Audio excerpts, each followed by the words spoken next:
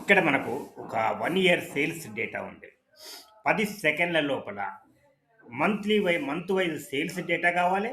దాని యొక్క విజువల్ కావాలి. అంటే ఒక బార్ చార్ట్, ఒక కాలమ్ చార్ట్ కావాలి. చూడంగానే మనకు అర్థమయ్యేటట్టు. చేయగలుగుతారా? ఓకే. చేయాలంటే ఫస్ట్ ఒక సెల్ సెలెక్ట్ చేసుకోవాలి టేబుల్‌లో. తర్వాత ఈ ట్యాబ్‌లో ఇన్సర్ట్ ట్యాబ్ క్లిక్ చేయాలి. తర్వాత ఈ రిబ్బన్‌లో పివట్ చార్ట్ అనే బటన్ ఉంది చూసారా?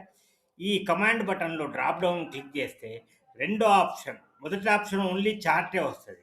రెండో ఆప్షన్‌లో మనకు పివట్ చార్ట్ అండ్ టేబుల్ వస్తది. కాబట్టి దీన్ని సెలెక్ట్ చేసుకుందాం.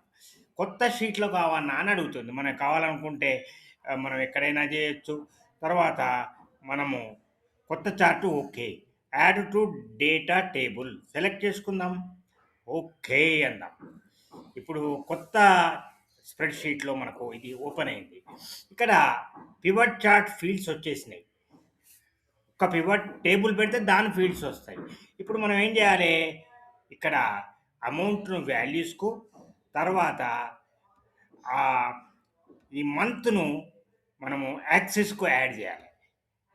అక్కడేమో మనం రోస్ అంటాం కదా! ఇప్పుడు ఇక్కడ అమౌంట్‌ని నేను వాల్యూస్‌కి యాడ్ చేస్తా. తర్వాత ఈ మంత్ ఫీల్డ్‌ను మనం కావాల్సిన సెర్చ్ చేసుకోవచ్చు పైన. నేను కిందకి స్క్రోల్ చేసి యాక్సెస్ మీద ఈ మంత్ వచ్చేసింది. చూసారా? మంత్ వైజ్ డేటా వచ్చేసింది మనకు ఒక పక్కన టేబుల్ ఫార్మ్‌లో.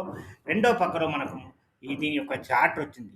ఈ చార్ట్ చూడంగానే మనకు అర్థమవుతుంది ఏ దానిలో ఎక్కువ ఉన్నది, ఏ దానిలో తక్కువ ఉన్నది. ఇప్పుడు ఇది సార్ట్ చేసి లేదు.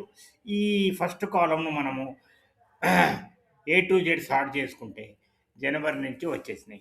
కాలమ్‌ది కూడా మనము లేబుల్ చేంజ్ చేసుకోవచ్చు కావాలంటే. ఇది మనము కరెన్సీగా మార్చుకుంటే ఫార్మాటింగ్ మనకు రూపాయలు అని మనకు తెలుస్తుంది. తర్వాత జీరోస్ తీసేయాలంటే ఈ బటన్ 2 సార్లు క్లిక్ చేస్తే డెసిమల్స్ పోతాయి. ఈ రకంగా ఒక విజువల్,